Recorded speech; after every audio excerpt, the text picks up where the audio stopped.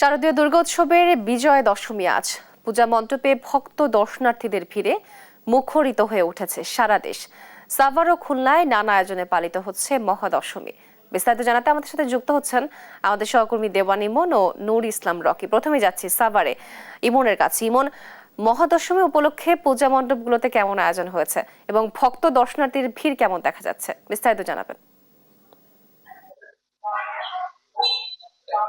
তোয়া, অঞ্জলি, আরতি আর পূজা অর্চনার মধ্য দিয়ে আজকে আমরা দেখছি যে সকাল থেকেই মণ্ডপে মণ্ডপে কিন্তু এই পূজা অর্চনা চলছে। এবং আজকে যেহেতু মহা বিজয় দশমী, আজকে এই দেবী দুর্গাকে কিন্তু এই কৈলাস থেকে মন্ত্র থেকে কিন্তু কৈলাসে তিনি গমন করবেন, এবং সেই যে আয়োজন সেটি কিন্তু শুরু হয়েছে সকাল থেকে। এবং আমরা দেখছি যে মণ্ডপে মণ্ডপে কিন্তু পূজা চলছে।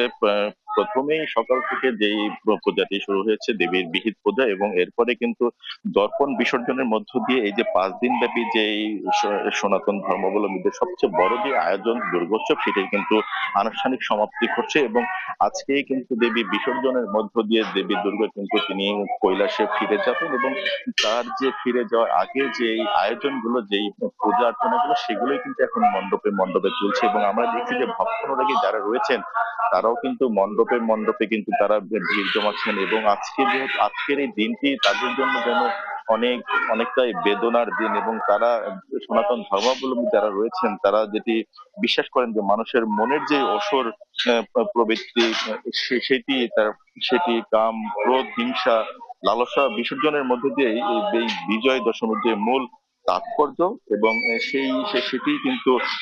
সেটির মধ্যে দিয়ে কিন্তু মানুষের মধ্যে ভ্রাতৃত্বের বন্ধনে আবদ্ধ হবে, বিশ্বের শান্তি প্রতিষ্ঠায় হবে।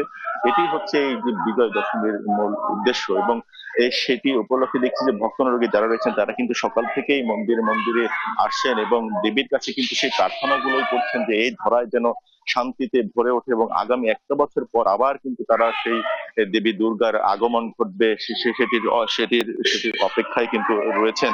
এবং সে উপলক্ষে কিন্তু ভক্তনুরাগী যারা রয়েছেন তারাও কিন্তু তাদের যে চাওয়া সেটি কিন্তু মায়ের কাছে চাচ্ছেন, এবং সকলের কিন্তু ভারাক্রান্ত মন, যেহেতু আজকে দেবী দুর্গা এই ধরা থেকে বিদায় নেবেন। তো এই ছিল আমার কাছে সাভার থেকে দুর্গা পূজার সর্বশেষ খবর। চলে যাব খুলনাতে, সেখানে রয়েছেন সহকর্মী রকি। রকি, জানাবেন সেখানে কি প্রস্তুতি দেখছেন এই আজকে বিজয় দশমী উপলক্ষে, জানাবেন।